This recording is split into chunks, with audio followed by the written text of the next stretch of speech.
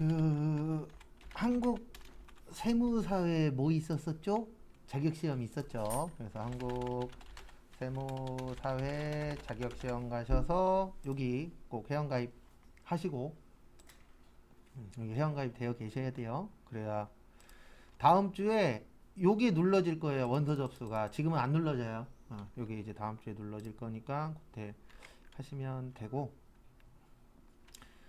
그 다음에 저기 뭐지, 저희 AT도 조금 하긴 한다 그랬죠. 그래서 AT가 저기 날짜가 똑같아요. 잠시만요. 이제 다음 주 10, 다음 주 며칠이냐? 6일. 6일 날이 이제 원서 접수 일이세요. 그래서 한국세무사회 여기 보시면 11월 4일 땡땡시부터예요. 언제부터라고요? 땡땡시. 그래서 다음 주에 한 두세 번 정도 더 설명드리겠지만 이날은 잠을 좀 늦게 주무셔야 됩니다. 접수하고 자야 돼요. 그 다음날 하면 되겠지. 그 다음날 일어나면 거의 마감이에요. 90% 이상. 그래서 인천에서 못 보실 수도 있으니까 그거 하나 참고하시고, 그 다음에 저희가 수업 끝나고 조금 날짜가 있어서 그때 해드릴게, 공인회계사회 자격시험이라고 있어요. 한국 공인회계사회 자격시험이라고 치시면 여기 나옵니다.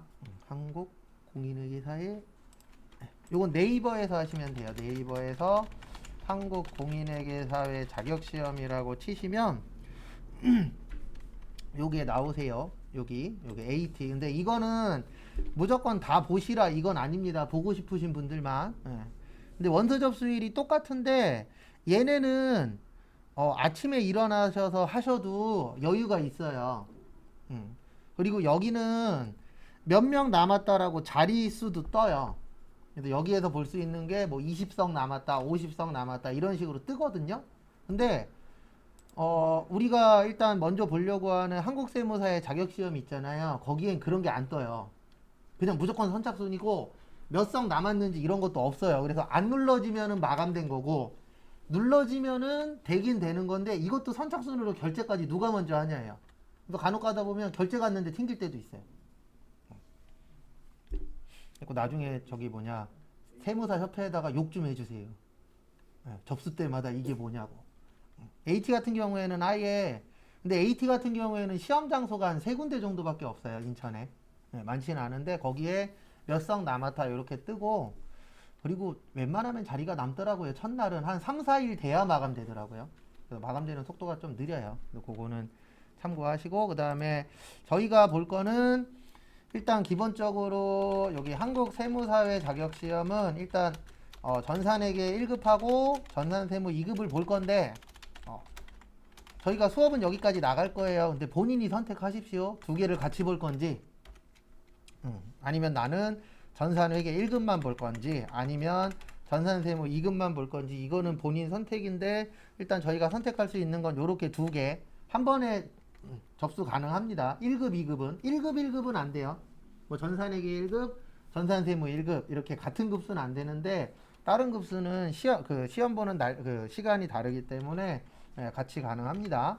그리고 한국 공인회계사회 자격시험은 저희가 볼 거는 요거예요. 뭐 볼 거냐면 FAT 1급.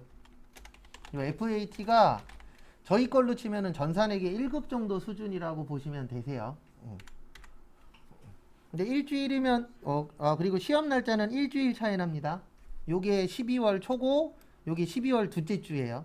그래서 일주일 정도 차이 나는데 일주일 정도면 할 수 있어요. 왜냐면 저희 시험하고 90% 이상 똑같아요. 왜냐면 여기 FAT 시험 보는 데가 이 전산회계를 만들어 놓고 쫓겨났어요. 원래 요 시험 보는 데가 원래는 여기 시험 봤었던 데예요. 전산회계. 근데 몇 년이 아니지. 거의 10년 전? 10년 전 때쯤 쫓겨났거든요. 그래서 쫓겨나서 공인회계사에 가셔갖고 시험을 만드셨어요.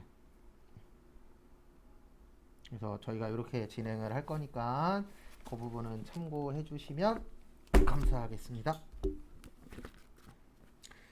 그 다음에 교재는 어디냐, 288페이지 피시고요. 일단 내일 쪽지 시험 볼 거 먼저 전달을 좀 해드릴게요. 내일 쪽지 시험 볼 게 첫 번째로 변경 볼 거예요. 뭐 볼 거라고요? 변경. 요거는 회계 때에는 아예 없는 파트입니다. 그래서 정책의 변경이 있고 추정의 변경이 있어요. 그래서 정책의 변경은 어떤 법을 바꾸는 겁니다. 그래서 얘는 무슨 법 쓴다고요? 소급법. 그 다음에 감가상각은 제외. 요거는 회계 때에는 본 적도 없고 배운 적도 없어요. 왜냐면 요건 주로 세무에 나오니까. 그 다음에 추정의 변경은 추정이라는 게 예측하는 거예요. 그래서 우리 감가상각 얼마 떨어질지 알아요? 몰라요? 모르죠. 그래서 그걸 우리가 추정치라고 합니다. 그 다음에 대손이 돈 못 받는 거죠. 얼마 못 받을지 알아요? 몰라요? 몰라요. 이런 것들은 전진법. 그래서 소급법은 뭐냐면 옛날 것도 같이 적용하는 걸 소급법. 전진법은 옛날 거는 신경 안 쓰고 앞만 보고 가는 거예요. 그래서 올해부터 적용하는 거를 전진법이라고 표현합니다. 그래서 요거 하나 추가고, 그 다음에 그 2장짜리 나눠드린 거 제일 마지막 페이지에 보시면 요거 있어요. 의제 매입세. 그래서 의제 매입세액은 살 때는 원재료의 그 면세의 원재료고요. 그래서 2장짜리 보셔도 되고 제가 적어 놓은 거 요거 보셔도 돼요. 그 다음에 이거를 가공해서 뭐 한다고요? 팔아요. 팔 때는 뭐가 되는 거예요? 과세. 그래서 대표적인 게 식당하고 통조림회사라 그랬잖아요. 그래서 이런 곳들은 어떤 문제가 있냐면은 세금을 뭐 해야 된다? 많이 내야 돼요. 왜냐하면 면세는 세금이 없죠. 근데 과세는 세금이 있죠. 그러면 매출만 많은 거잖아요. 매출이 많으면 뭐 많이 내야 된다고요? 세금 많이 내야 돼요. 그러면은 어떤 문제가 생기냐면은 서민 경제에 영향이 가는 겁니다. 왜냐하면 우리가 일반적으로 식당은 서민들하고도 영향이 있잖아요. 뭐 잘 먹고 잘 사시는 분들도 많이 먹긴 하지만 서민분들 중에서도 식당 이용하시는 분들 많죠. 그래서 서민 경제에 영향이 갈 수 있기 때문에 국가에서 빼주는 거고요. 그 다음에 세율은 102분의 2. 그 다음에 중소제조기업하고 개인이라고 나오면 104분의 4. 그 다음에 음식점 중에서 법인은 106분의 6. 왜 이래? 법인은 106분의 6. 그 다음에 개인은 108분의 8. 그 다음에 2억 원 못 파시는 분들은 109분의 9. 그 다음에 농어민 분들하고 거래할 경우에는 농어민 분들하고의 농어민은 누구만 가능하다고요? 제조기업만 가능해요. 누구만이요? 제조기업만. 그래서 농어민 분들은 누구만 가능하다? 제조기업만. 그 다음에 사업자하고 거래할 경우에는 꼭 계산서나 무슨 카드요? 신용카드. 요거 셔야 되고, 그 다음에 마지막으로 하나 더 수출. 수출은 무슨 일 기준이요? 선적일 기준. 그 다음에 선적일보다 환가일이 빠르면 무슨 기준이요? 환가일 기준. 여기까지만 볼 거예요. 내일은. 이렇게 볼 겁니다.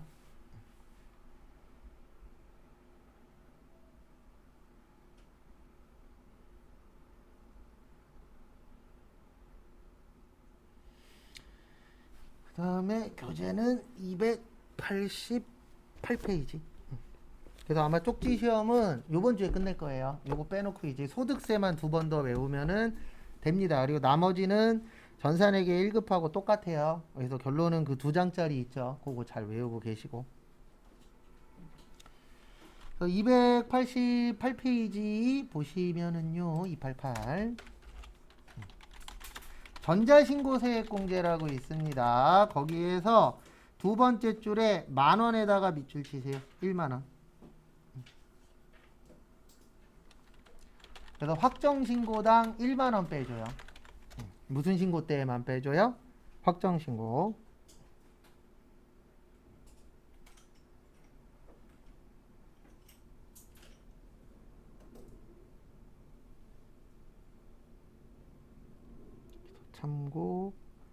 참고하시고요.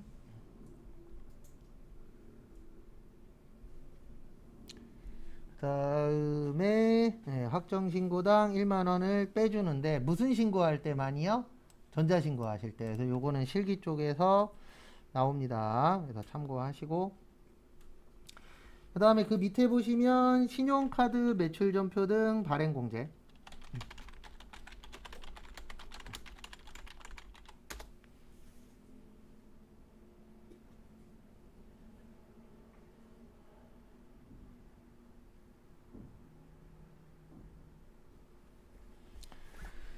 그래서 289페이지 보시면 일단 우리가 알고 계셔야 되는 거는 공제율은 일단 일반적으로는 1.3%예요. 몇 프로라고요?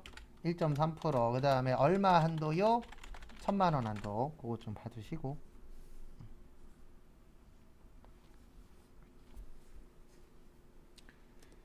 그 다음에 거기 289페이지 밑에 보시면 우리 환급이라는 걸 받을 수가 있어요. 좀 이따 또 나오는데 환급의 뜻은 돌려받는 겁니다. 뭐 하는 거예요?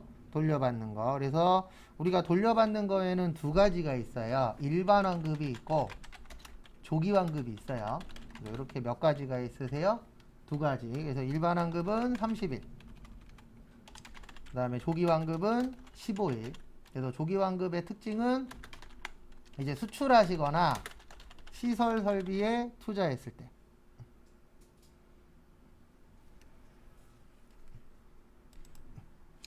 그래서 수출이나 시설 설비 투자했을 경우에는 조기 환급을 해주는데 왜 해주냐면 우리나라는 국내 거래로 먹고 사는 나라세요? 수출로 먹고 사는 나라예요? 수출로 먹고 살아요. 그래서 수출하는 회사한테 혜택 주는 거고 시설 설비 투자하면은 왜 혜택을 주냐면 우리나라에 현재 문제가 여러 가지 있는데 그 중에 하나가 취업률이잖아요. 취업 문제 있어요? 없어요? 있어요. 근데 이거는 해결 못 합니다. 지금 이 상황에서는. 그래서 아마 코로나 잠잠해지면 외국으로 나가서 취업하려고 하시는 분들이 많을 거예요. 근데 왜 그러냐면 지금 우리나라에 대학교 좋은 데 나오신 분들 많잖아요. 근데 그 사람들이 모두 다 들어갈 수 있는 회사는 없어요. 그러면 중소기업이나 이렇게 눈을 낮춰야 되는데 눈을 낮추는 것도 한계가 있죠. 왜냐면 대학원 나왔는데 200 받아. 이거는 말이 안 되잖아요, 솔직히. 200 받으려고 대학원 간 건 아니니까. 이제 그런 분들은 이제 외국으로 좀 나가지 않을까. 근데 외국 나가면 문제는 딱 하나입니다. 외국 나가면 취업만 잘 되면 돈은 진짜 많이 벌어요. 근데 문제는 딱 하나예요. 저도 한국 사람이지만 우리나라의 외국인 분들, 외국인 노동자분들 돌아다니죠. 그럼 좋게 봐요, 안 좋게 봐요? 안 좋게 보죠. 그 눈초리를 내가 그 나라 가서 버틸 수 있어야 돼요. 그게 좀 약한 나라는 있는데 없는 나라는 없어요. 어느 나라든 다 있어요. 근데 이제 우리나라 같은 경우는 좀 센 편이고 그게 좀 약한 나라는 있는데 어쨌든 그거를 버틸 수 있으면은 됩니다. 근데 어쨌든 시설 설비 투자한다는 얘기는 취업하고 연관이 있거든요. 왜냐하면 기계를 산다던가 공장을 짓는다던가 이런 게 이제 시설 설비 투자입니다. 그러면 우리나라의 취업률이 올라갈 수 있는 행동을 하면 국가 발전에 도움을 주는 거잖아요. 그러면 혜택을 줘야 되겠죠. 그 혜택 중에 하나가 며칠 안에 주겠다? 15일 안에. 그래서 이거 좀 봐두시고. 그 다음에 예정고지세액이라고 있습니다. 그래서 예정고지세액은 개인 예정 고지납부 얘기하는 거예요. 그래서 개인 예정 고지납부라고 있는데요. 이거는 뭐냐면 이거 얘기하는 거예요. 개인은 확정신고는 하는데 예정신고는 안 해요. 그리고 뭐가 날라오냐면 고지서가 날라와요. 그래서 우리 집에 있으면 전기요금 고지서 날라오죠. 그 고지서로 세금 내는 거를 고지납부라고 표현을 합니다. 그래서 대표적으로 이제 부가가치세에서는 예정신고 안 하고 고지납부하는데 어떻게 날라오냐면 직전 확정신고 금액의 2분의 1만큼 날라와요. 근데 왜 2분의 1이냐면 개인 사업자는 6개월에 한 번씩 신고해요. 몇 개월이요? 6개월. 그러면 6개월에 2분의 1이면 몇 개월이죠? 3개월이 되는 거죠. 그래서 3개월만큼만 내게끔 세팅이 되어 있고요. 그 다음에 30만원 미만이면 고지서 발송 안 합니다. 그리고 참고하시고 그다음에 뒤에 가서 또 나올 때 또 볼 거예요. 그 다음에 290페이지 겸용사업자에다 별표 3개 치세요. 이 별표 3개의 의미는 어려워서 별표 3개예요. 요게 좀 어려워요. 왜 어렵냐면 이 겸용의 뜻이 뭐냐면은요, 과세도 있고 면세도 있는 회사를 겸용사업자라고 해요. 그러니까 한 가지가 있는 게 아니라 두 가지가 같이 있는 겁니다. 그래서 우리 회사에서 물건을 파는데 과세 관련된 것도 있고 뭐도 있는 거예요? 면세 관련된 거. 그래서 이런 회사가 어떤 회사들이냐면 일단 약국 같은 경우 제가 약국 몇 번 적어 드렸었는데 조제용역은 뭐라 그랬죠? 면세. 그 다음에 일반 의약품은 뭐라 그랬어요? 과세. 그 다음에 신문회사도 조선일보나 뭐 동아일보 그런 신문회사 있잖아요. 여기도 겸용사업자예요. 왜냐면 신문은 면세거든요. 근데 신문 안에 광고 있어요? 없어요? 있죠. 광고는 과세예요.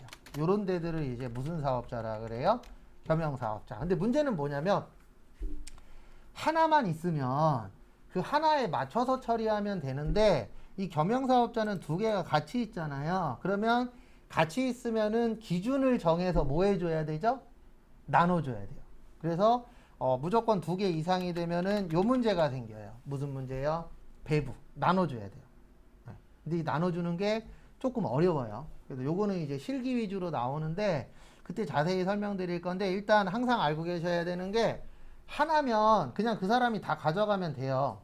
근데 두 명 이상이 되면은 무슨 문제가 생겨요? 항상 나눠주는 문제. 왜 그러냐면 이 나눠주는 거를 정확하게 나눠줘야만 문제가 발생 안 하겠죠.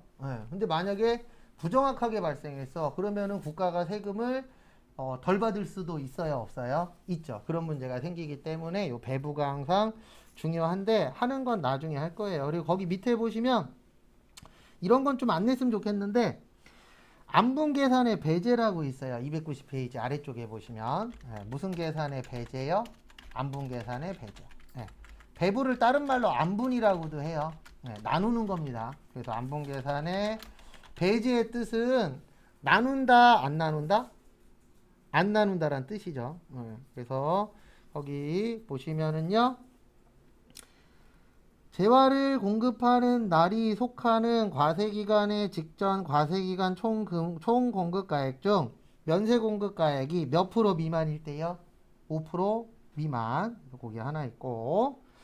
그래서 5%가 안 되면 안 나눠준다는 얘기예요. 왜냐면 비율이 크니까 작으니까.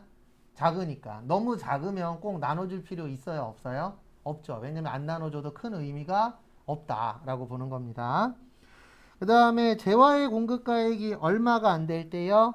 50만 원이 안 돼도 안 나눠줘도 된다라고 되어 있습니다. 거기 좀 봐두세요. 근데 이거 시험 문제 나오면 진짜 어려워요. 그래서 헷갈리시는 분은 일단 요렇게라도 기억하세요. 거기 보시면 공통된 숫자가 하나 있죠.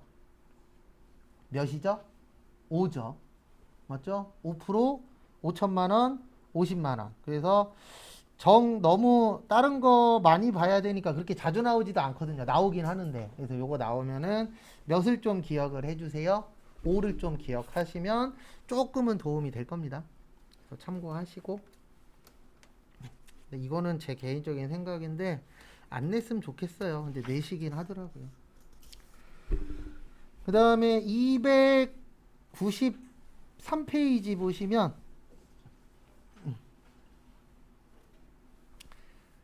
거기 보시면은 293페이지에 정산 있고 292페이지에 안분 계산 있을 거예요. 뭐하고 뭐 있어요? 안분하고 정산 있죠. 그래서 292페이지에 있는 안분 계산은 예정신고 때 하는 거고요. 293페이지에 있는 정산은 언제 하는 거예요? 무슨 신고 때? 확정신고 때 하는 거예요. 무슨 신고 때요? 확정신고 때. 그래서 이런 차이점이 있다. 좀 봐두시고.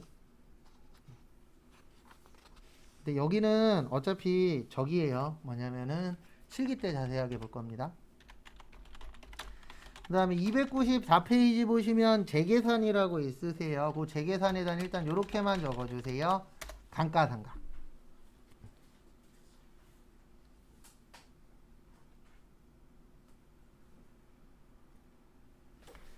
재계산의 뜻이 뭐죠? 다시 계산하는 거죠. 근데 다시 계산하는데 왜 다시 계산하냐면은 감가상각이라는 게 가격이 올라가는 거예요? 떨어지는 거예요? 떨어지는데 이 감가상각은 한 번 하고 끝인가요? 여러 번 해야 되나요? 여러 번 해야 돼요. 근데 이 문제가 뭐냐면 이 안분을 해줄 때 매출액, 일명 공급가액이라고 해요. 공급가액 기준으로 나누어져요.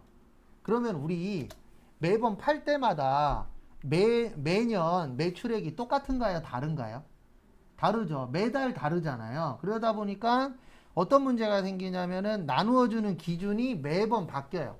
그래서 매번 바뀌니까 다시 뭐를 해줘라? 재계산을 해줘라. 이렇게 되어 있습니다. 그래서 재계산하는 이유는 뭐냐면 매번 똑같으면 재계산할 필요가 없겠죠. 왜냐면 한 번만 하면 그 금액으로 계속 똑같이 하면 되니까. 근데 문제는 뭐냐면 이 나눠줄 때 이 부가가치세는 매출액 기준으로 하거든요. 공급가액 기준. 그러면 이 공급가액이라는 거는 매번 똑같아요? 달라요? 다르죠. 그래서 다르니까 계산도 어떻게 해라? 다시 해라라고 되어 있습니다. 그래서 이걸 무슨 계산이라 그래요? 재계산. 근데 참고로 요 세 개 그렇게 잘 나오는 편은 아니에요. 그래도 시험 볼 때 어려워요. 저희가 연습을 하긴 하는데 그렇게 많이는 못합니다. 아마 시험 볼 때까지 한 두세 번 정도. 그래서 이런 게 나오면은 솔직히 좀 점수 내기가 쉬운 편은 아닌데 이건 실기 때 자세하게 볼게요. 그 다음에 296페이지 제일 밑에 보세요. 개인사업자 고지납부 똑같은 얘기 한 번 더 할 겁니다. 앞에 보시면 우리 개인은 예정 고지납부라는 걸 해요. 그래서 고지서로 내는데 어떻게 내도록 되어 있냐면 직전 확정 신고 금액에 몇 분의 몇이요? 2분의 1만큼. 그 다음에 얼마가 안 되면 고지서 안 날라온다고요? 30만원 미만이면 고지서 발송한다 안 한다? 안 한다. 왜냐면 30만원이 안 되면 한 번에 내도 부담은 안 된다라고 보는 거예요. 국가에서. 근데 만약에 이 사람이 200만원이 나왔어. 그러면은 100만원만 미리 내게끔. 그러면 나중에 낼 때 조금 부담이 덜 되겠죠. 근데 이 사람이 2만원 나왔어.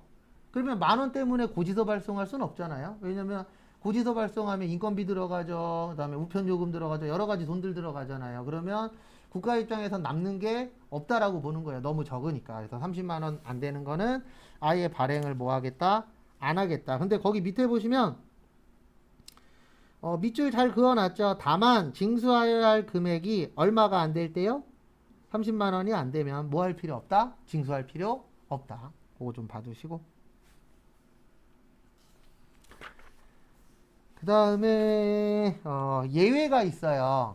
예외가 있는데 직전 확정 신고 금액의 3분의 1 미만이거나 요 3분의 1이 한 33% 정도로 봐요. 33% 미만이면 신고 가능합니다.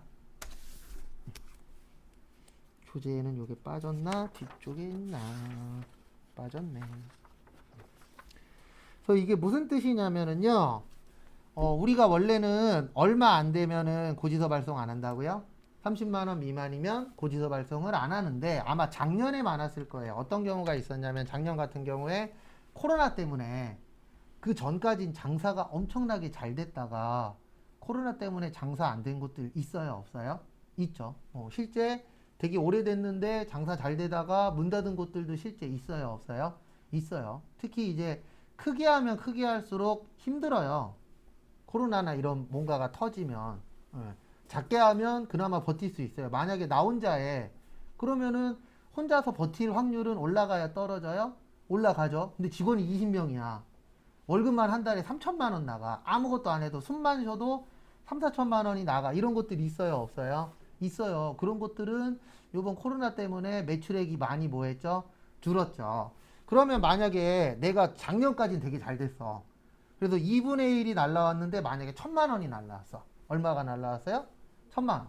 근데 코로나 때문에 장사가 너무 안 돼. 그래서 나는 지금 1,000만 원을 낼 수가 없어. 그러면 몇 분의 몇보다 작으면은요? 3분의 1보다 작으면 신고도 뭐 해주겠다? 인정을 해주겠다라고 되어 있는 거예요. 왜냐면 장사라는 건 매번 잘 되는 게 아니잖아요. 올해는 진짜 잘 됐다가 내년에 진짜 막 엄청나게 안 팔렸다가 왔다 갔다 하는 곳들도 있어요? 없어요? 있죠. 꾸준히 잘 된다 그러면 다 장사하지 뭐하러 회사 다니겠어요.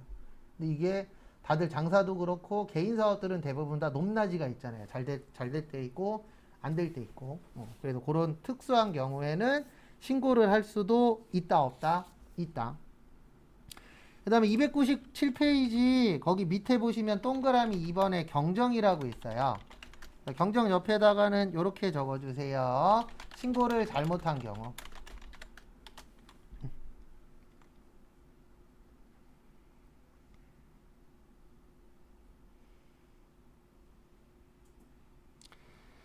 그 다음에 거기 두 번째에 보시면 밑에서 세 번째 줄에 보시면 결정이라고 있어요. 조사 결정. 결정이라고 보이십니까? 네, 결정은 뭐냐면 무신고예요.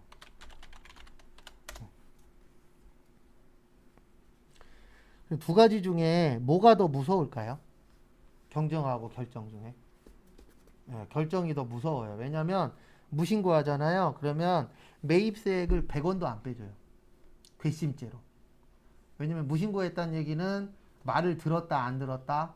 안 들었다. 그러면 말 안 들었으면 국가 입장에선 똑같이 하면 안 되잖아요. 그래서 페널티를 줍니다. 그 페널티 중에 하나가 뭐예요? 매입세액을 아예 안 빼줘 버려요. 그런 부분들이 있다라는 거 참고하시고요. 그 다음에 또 넘어가겠습니다. 298페이지 아까 얘기했었던 거 한 번 더 할 거예요. 왜냐하면 이런 거는 종종 출제가 되니까. 그래서 보시면은요. 환급. 그래서 환급에는 몇 가지가 있다고요? 두 가지가 있습니다. 그래서 일반적으로 해준다 그래서 무슨 환급? 일반 환급. 그래서 일반 환급은 거기 보시는 것처럼 확정 신고 기한 경과 후에요. 그래서 경과 후 며칠 이내에 30일 이내. 그러니까 이런 거 아니에요. 내가 오늘 했으니까 오늘부터 30일이 아닙니다. 우리 신고하는 날짜 정해져 있잖아요. 그 다음 날부터 며칠이요? 30일. 그 다음에 조기환급은 아까 15일이라 그랬죠? 네. 조기환급을 받으시려면 수출이 영세율이에요. 무슨 율이라고요? 영세율. 그 다음에 시설 설비에 뭐 했을 때요? 투자했을 때.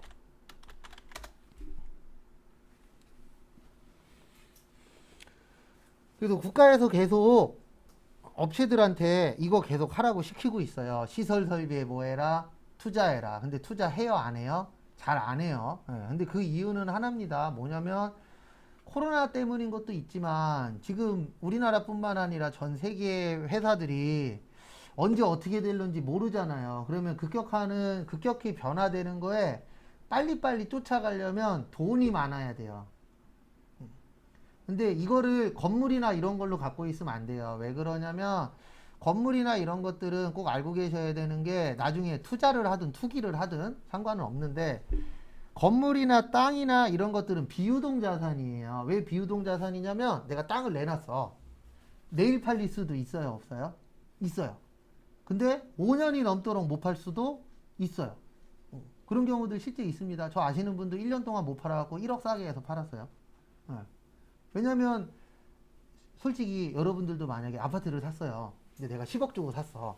그럼 10억보다 싸게 팔긴 싫잖아요. 그래서 내가 10억보다 비싸게 내놨어. 안 팔려. 보러 오는 사람도 없어.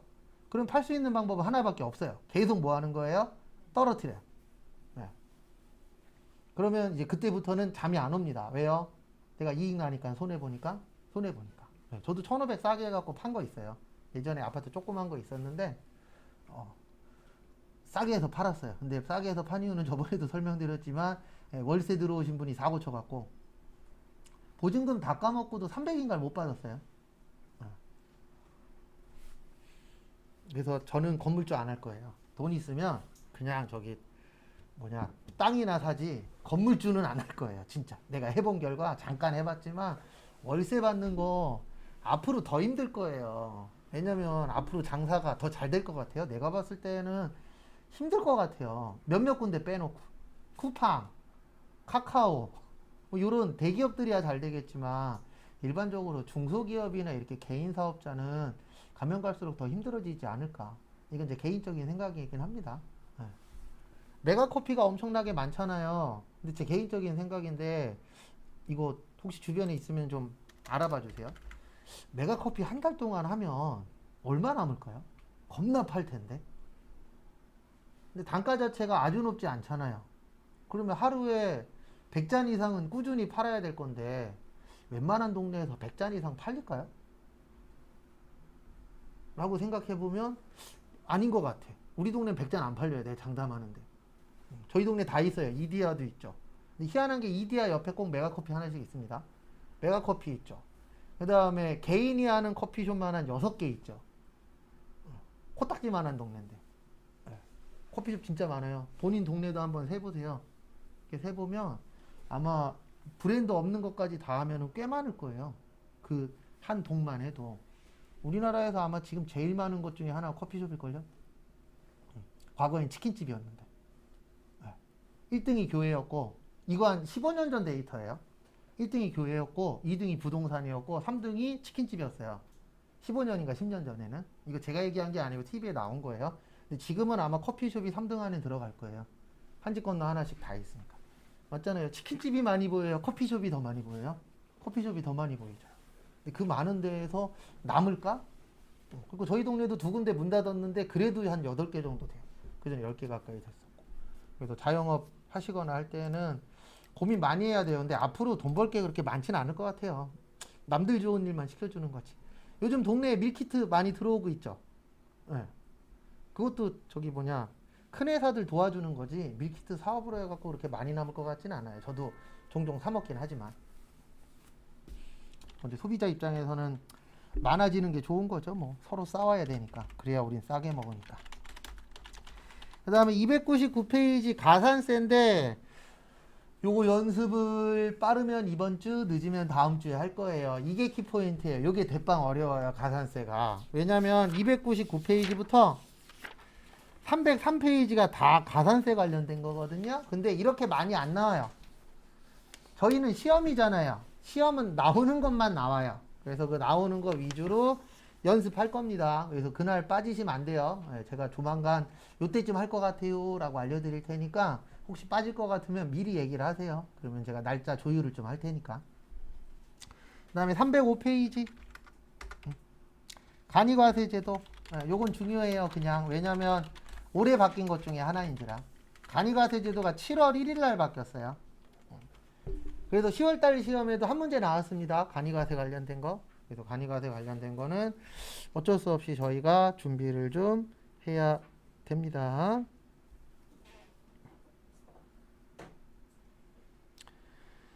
그래서 보시면 간이과세자 누구만 가능하다고요? 개인만. 그 다음에 직전 연도 공급 대가가 얼마 미만이요? 8천만 원 미만. 그 다음에 공급 대가가 4,800만 원이 안 되면 뭐 할 필요 없다? 뭐만 발행할 수 있다? 영수증만. 이분들한테 세금 계산서 달라 그러면 안 됩니다. 그 다음에 4,800만 원이 안 되면 납부도 뭐 한다? 면제한다라고 되어 있으세요. 그래서 그거 참고하시고. 나머지 건 볼 거 없어요. 왜냐면 저희는 개인 사업자예요? 아니면은 법인 사업자예요? 법인 사업자예요. 시험 문제 나오는 거. 그리고 요거 하나만 잠깐 볼게요. 308페이지. 이게 하나 바뀌어서. 거기 308페이지 위에 박스 보시면 의제 매입세액 있으시죠? 의제 매입세액이 간이과세자는 안 돼요. 그래서 308페이지 보시면 거기 간이과세자의 납부세액 계산구조 있거든요. 의제 매입세액이 이제부터는 간이과세자는 된다, 안 된다? 안 된다. 그래서 거기 삭제됐다라고 써 있죠? 308페이지 위에 보시면 그런 걸 봐두셔야 돼요. 왜냐면 이거는 바뀐 지 얼마 안 됐잖아요. 요런 게 나올 확률이 좀 있어요.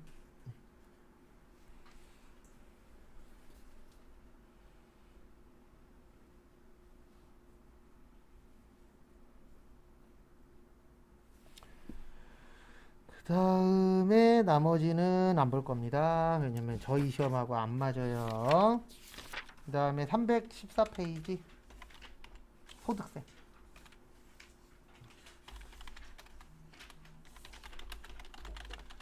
소득세는 이론에서 무려 2개 나와요. 몇 개 나온다고요? 2개. 그래서 4점이에요. 4점. 그 다음에 실기도 2개 나와요. 근데 여기는 15점이에요.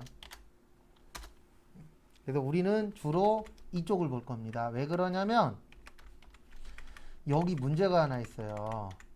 엄청 넓거든요. 저희 교재 바깥에 것까지도 있어요. 근데 거기에서 몇 개 나와요? 2개 나와요. 그래서 평균적으로 아마 하나는 아는 거, 하나는 찍어야 되는 거라고 보시면 돼요. 왜냐면 다 할 수가 없어요. 구조상. 소득세가 되게 넓고, 근데 거기에서 무려 몇 개 나와요? 2개 나와요. 이거 찍어서 맞추지도 못해요. 어디, 어느 파트에서 나온다는 안 정해져 있으니까. 그냥 몇 개만 낸다? 2개만 낸다. 그래서, 제가 팁은 아니고, 이건 어쩔 수 없는 거예요. 부가가치세하고 소득세는 문제 위주로 보세요. 내용 위주로 보지 마시고. 네. 왜 그러냐면 교재에 있는 내용 위주로 보면 너무 할 게 많아요. 근데 범위는 어마무시하게 넓고. 그래서 여기는 그런 식으로 좀 볼 겁니다. 그래서 소득세 보시면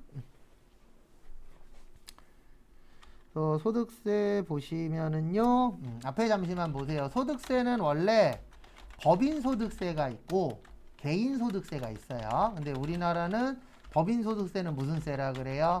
법인세. 개인소득세는 그냥 소득세라 그래요. 그래서 대화할 때 소득세 그러면 이거 얘기하는 거예요. 개인소득세. 그 다음에 법인세 그러면 무슨 소득세요? 법인소득세. 우리나라에서는 이렇게 2가지로 봅니다. 그 다음에 보시면 거기 잠깐 교재 좀 볼게요. 314페이지. 다행히도 쾅 소리는 안 났네. 방금 급브레이크 받는 소리 났잖아요. 여기서 저 소리 나면 가끔씩 쾅 소리도 나거든요. 여기 너무 빨리빨리 달려서. 그래도 전 차 안 끌고 다녀요. 왜냐면 일단 주차비도 많이 들고. 거기 보시면 소득세는 자연인이 얻은 소득에 대하여 자연인에게 부과되는 조세입니다. 그래서 우리 같은 일반적으로 사람을 무슨 인이라 그래요? 자연인이라 그래요. 그래서 옛날 광고에 아주 오래된 광고에 나는 자연인이다라는 광고도 있었어요. 그 다음에 소득세의 특징 보시면 국세입니다. 국세 누가 갖고 가는 거예요?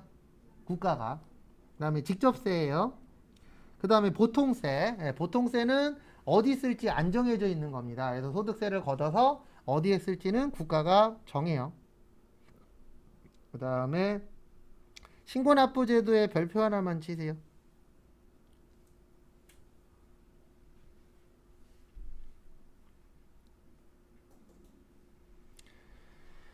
그래서 우리나라는 신고납부제도예요. 그래서 신고납부제도는 뭐냐면 국가에서 법으로 몇 월 며칠까지 신고하시고 납부하세요 이렇게 정해놓으면은 사업하시는 분들은 그 날짜에 맞춰서 뭐 하는 거예요? 신고도 하고 납부도 하도록 되어 있습니다. 그래서 격리직원이 필요하고 세무사 사무실이 필요한 이유 중에 하나가 요거라 그래요. 무슨 제도요? 신고납부제도.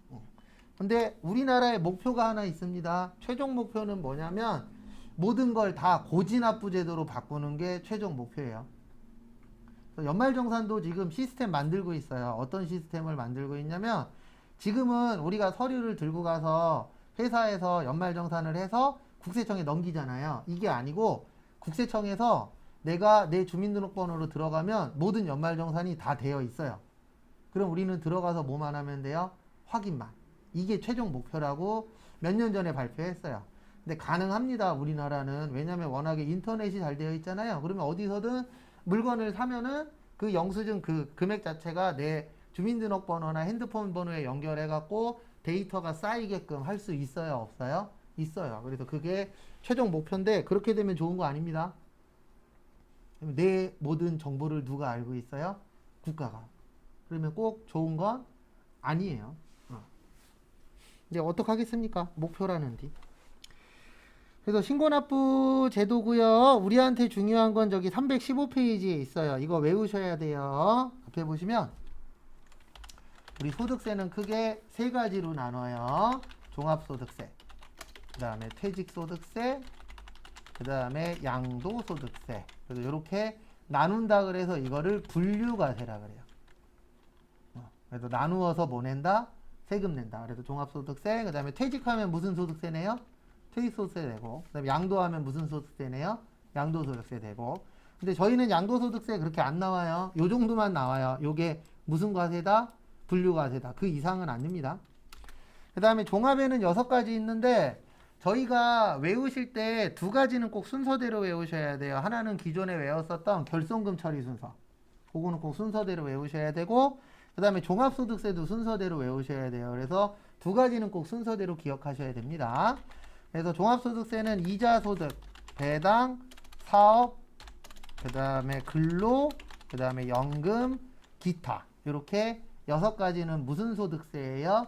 종합소득세예요. 그래서 이거를 합쳐서 세금 낸다 그래서 무슨 과세라 그래요? 종합과세.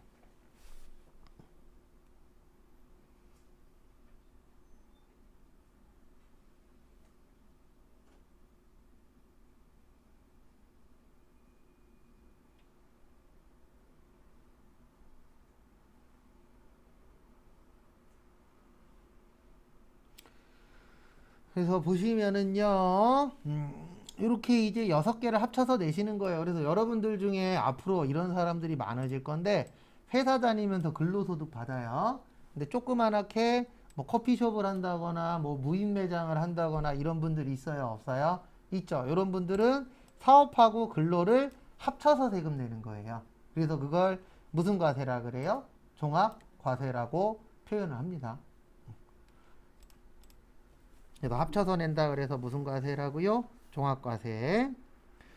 그 다음에 분리과세라고 있어요. 그래서 분리과세는 원천징수로 과세가 종결되는 것을 분리과세라고 하고요. 저희 시험 볼 때 주로 나오는 거는 일용직하고 복권당첨금. 이게 대표적인 분리과세라고 보시면 되세요.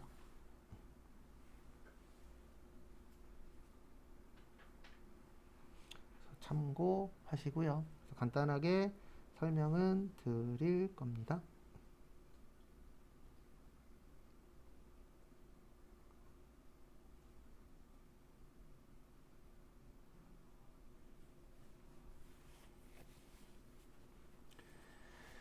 그래서 앞에 보시면은요, 이게 이제 무슨 뜻이냐면, 원천징수라는 게 돈 받을 때 세금 띄고 받는 걸 뭐라 그래요? 원천징수라고 해요. 그래서 원천징수하면 끝인 거예요. 그래서 일용직 분들이 있죠. 네. 대부분 이제 저기 막노동 하시는 분들이 일명. 네. 그런 분들은 일당 받을 때 세금 띄고 받아요. 그러면 세금 띄고 받으면 더 이상 그 돈과 관련돼서는 세금 낼 게 없어집니다. 그 다음에 복권당첨금. 여러분들 복권 당첨되시잖아요. 그러면은 은행 가서 받아오는 경우 있어요? 없어요? 있죠. 그러면 은행에서 원금을 다 줘요? 세금 띄고 줘요? 세금 띄고 줘요. 그러면 그 세금을 내고 나면은 더 이상 그 돈과 관련돼서 세금 낼 거는 없다라고 보는 겁니다. 요거를 무슨 과세라 그래요? 분리과세. 그 다음에 다음 페이지 요거까지만 보고 쉴게요. 316페이지.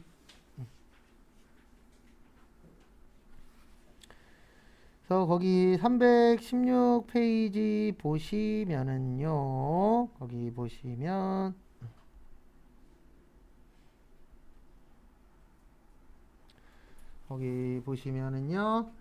과세단이라고 있습니다. 무슨 단이라고 있어요? 과세단이. 우리나라는 개인단이에요. 소득세는 개인단입니다. 그래서 결혼했다 그래서 부부 합산 이게 아니에요. 소득세는 따로따로 내시는 겁니다. 그래서 그걸 무슨 단위라 그래요? 개인 단위. 그 다음에 신고납세주인데 언제까지 신고및 납부하는 거냐면 5월 1일부터 5월 31일까지 세금을 납부하시는 거세요. 그래서 우리 부가가치세는 끝나는 날로부터 25일이었죠. 이 소득세는 끝나는 날로부터 5개월 이내에 하시면 돼요. 그래서 우리가 12월 31일 날 회계가 끝나잖아요. 그러면 5개월 이후니까 5월 달까지만 뭐 하시면 되세요? 신고 및 납부를 하면 되게끔 되어 있습니다. 그래서 참고하시고요.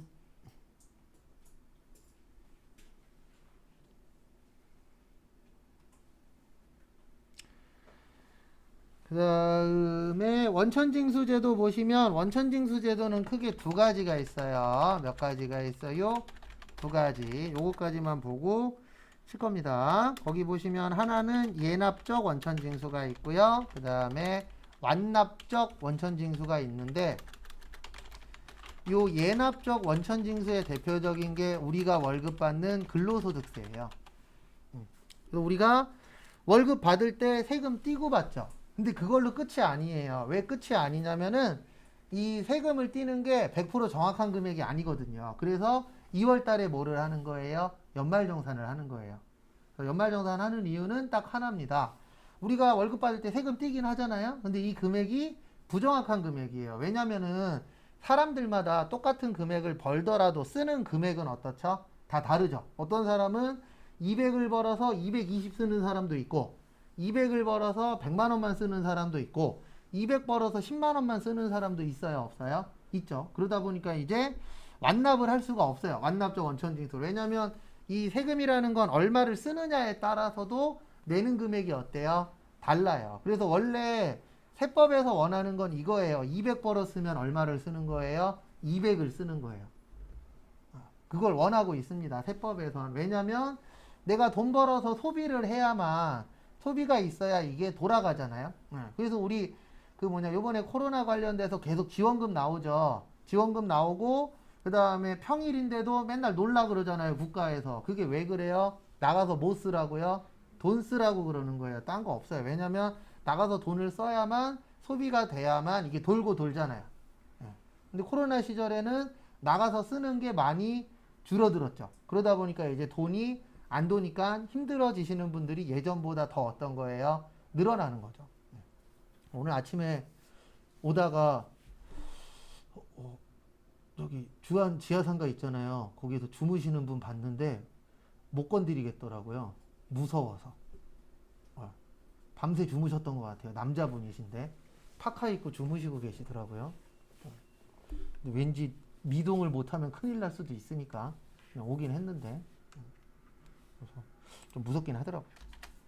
그 다음에 완납적 원천징수는 좀 전에 설명드린 일용직이나 복권당첨금 이런 분들은 그 돈 받을 때에 세금 내고 나면은 더 이상 낼 세금은 있다 없다? 없다. 그리고 거기 밑에 보시면 두 번째 줄에 다음 달 10일까지에다 밑줄 좀 쳐주세요.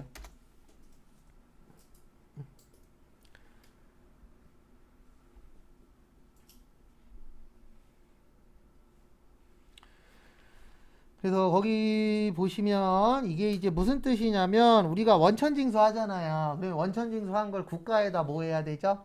내야 되죠. 언제까지 내는 거예요? 다음 달 10일까지인데 이 다음 달 10일까지의 대표적인 게 4대 보험도 다음 달 10일까지 내는 거고요. 그 다음에 소득세하고 지방소득세 이런 것들 다 다음 달 며칠까지 내는 거예요? 10날까지. 그래서 우리 월급 받을 때 세금 띄는 것들 있잖아요. 그런 것들은 대부분 다 다음 달 며칠까지 내는 거예요? 10날. 그래서 월급이 10날인 회사들이 있어요? 없어요? 있죠. 이렇게 생각하시면 됩니다. 저희도 10날이 월급인데 이런 거 다 내고 돈이 있으면 뭐 주시는 거예요? 월급 주는 거예요. 그러니까 우리가 일반적으로 생각했을 때 월급이 1순위 아니냐 그 생각이 잘못된 건 아닙니다. 근데 돈 주는 사람 입장에서는 어떤 문제가 생기냐면 얘네는 하루라도 늦게 주면 가산세 내야 되잖아요. 가산금. 근데 월급은 하루 늦게 줘도 더 주는 거 있다 없다? 없다. 그래서 좋은 일은 아니지만 월급이 좀 후순위인 경우도 있어요. 그래서 저도 예전에 서울에서 일할 때 거기가 이제 좀 힘든 상황이 있었거든요. 그러니까 사장은 되게 부자인데 사장이 학원 관련돼서 손을 놔버렸어요. 그러니까 너네 그 안에서 먹고 살고 알아서 해라. 그 대신 나는 가져가지도 않고 신경도 안 쓰겠다. 이렇게 된 경우가 있었거든요. 그래갖고 월급을 2번 받았죠. 반반씩. 왜냐면 이런 거 다 내고 임차료도 내야 되고 하다 보니까 돈이 부족해서 그렇게 한 1년 있었나? 근데 그 다음부터는 정상적으로 다 주더라고요. 어느 정도 좀 괜찮아지니까. 그래서 회사도 좀 위험해지면 월급 같은 게 조금 늦게 나올 수도 있어요, 없어요? 있어요. 근데 봐서 2달 정도 밀리시면 고민을 해야 돼요. 계속 다닐 거냐? 아니면 뭐 할 거냐?